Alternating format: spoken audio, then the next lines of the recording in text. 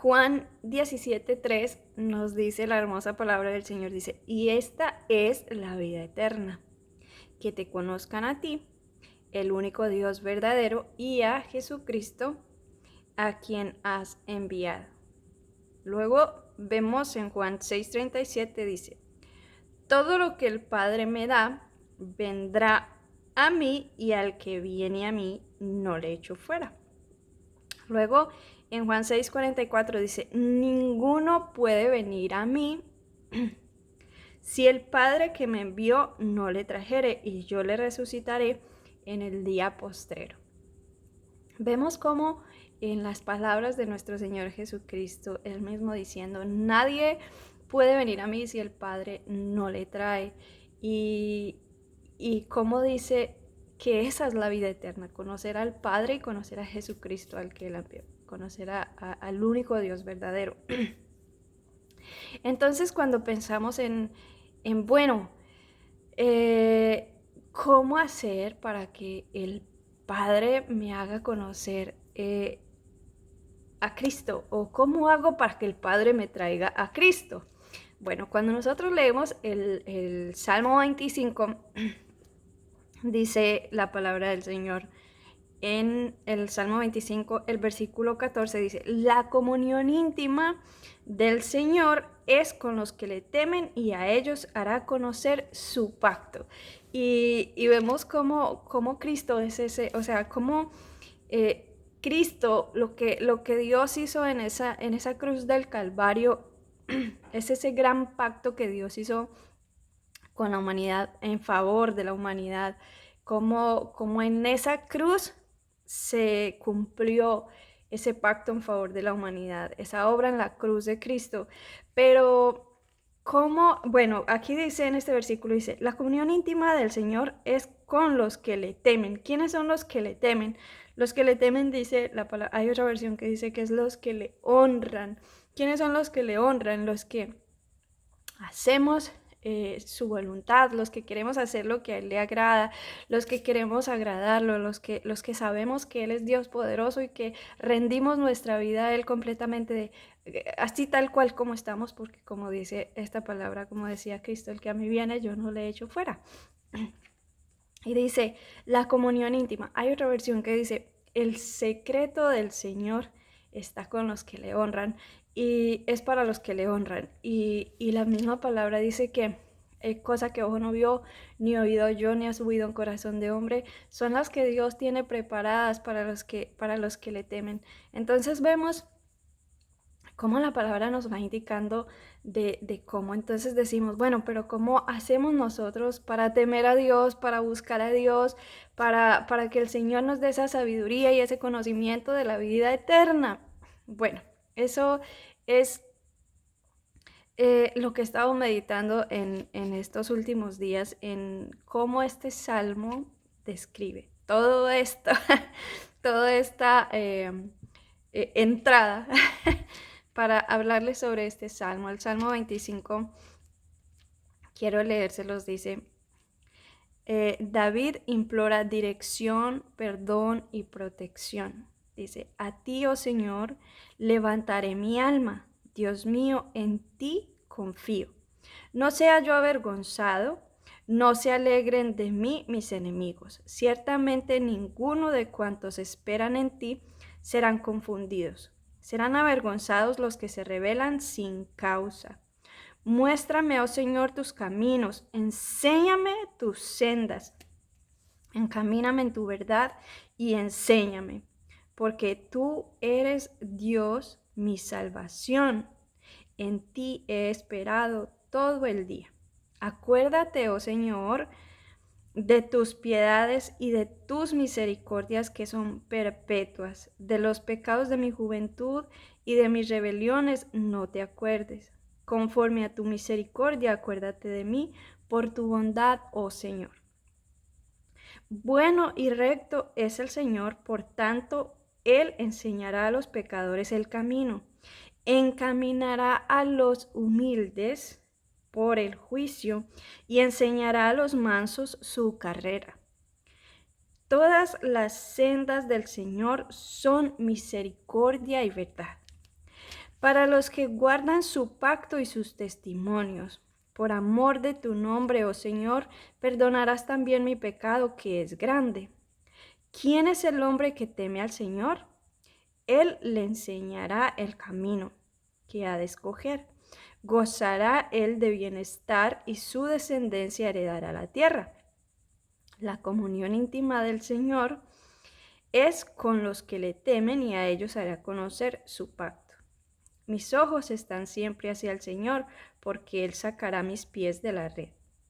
Mírame y ten misericordia de mí, porque estoy solo y afligido.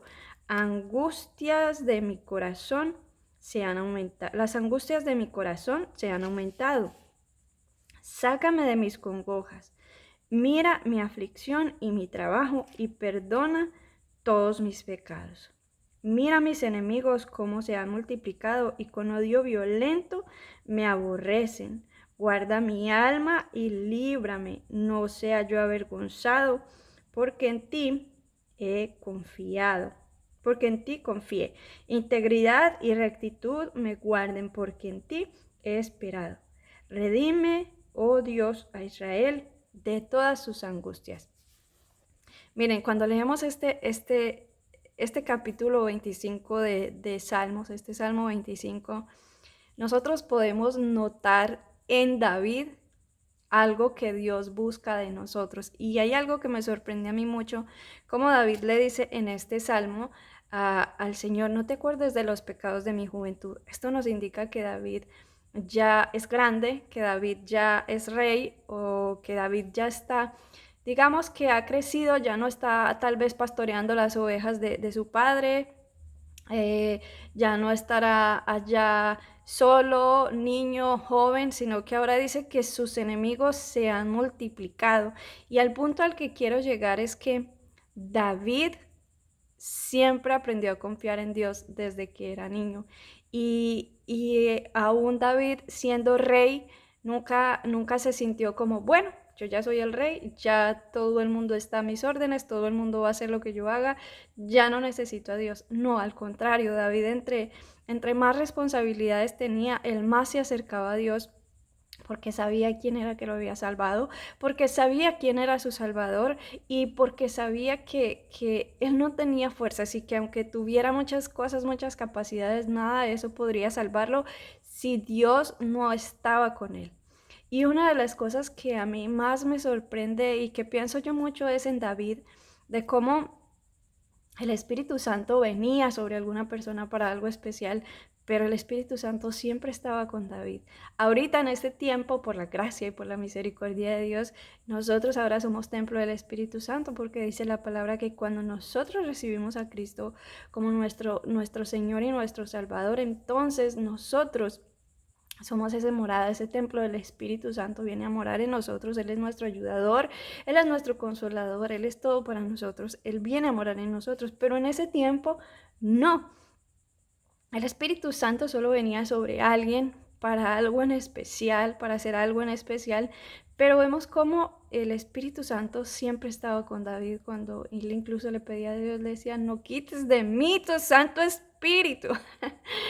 Entonces pensaba yo en esto, ahora que estaba meditando en esta palabra, pensaba yo en esto, en cómo David estaba consciente del Espíritu Santo todo el tiempo y yo, esto me lo imaginé yo, me lo inventé yo, no está escrito, pero me lo imagino yo como, bueno, el Espíritu Santo vino sobre David por algo especial.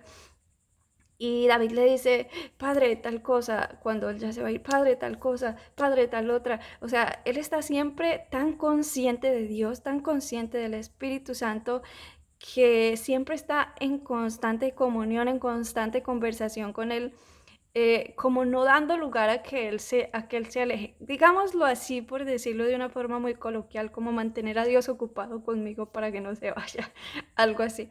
Entonces es algo que a mí me parece súper bonito, me parece súper sorprendente, que ha enseñado mucho a mi vida, la vida de David, por eso, porque él siempre era consciente de la presencia de Dios y siempre, aún en medio de sus errores, aún en medio de sus debilidades, él siempre sabía que su único aliciente, que su única ayuda, que lo único que lo podía salvar y ayudar a él era Dios. Entonces, cuando vemos este salmo nos muestra muy claramente a quiénes son a los que Dios hace conocer su pacto, a los que Dios trae a Cristo, y son personas como podemos ver en David en este salmo, que él siendo una persona humilde viene donde Dios reconoce su pecado, reconoce sus debilidades, reconoce que sus enemigos son muchos, reconoce que sus enemigos son poderosos, pero reconoce que tiene un Dios que lo puede todo y que sin él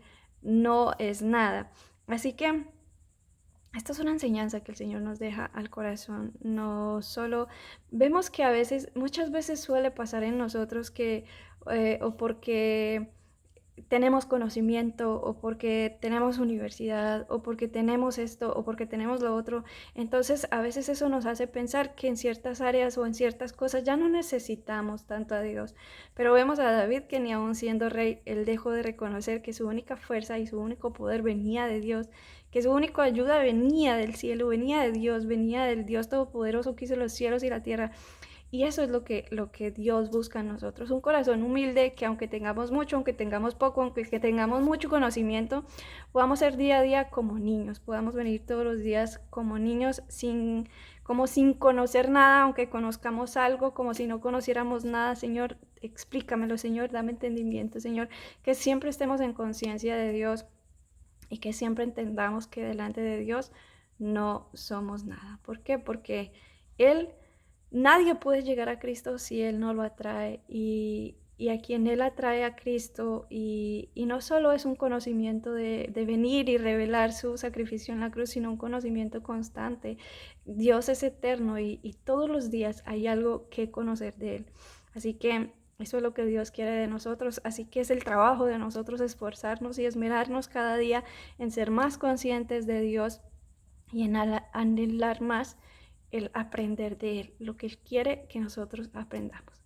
Que Dios te bendiga, que Dios te guarde, que el Señor haga resplandecer siempre su rostro sobre tu vida. Un abrazo muy grande y Dios te bendiga.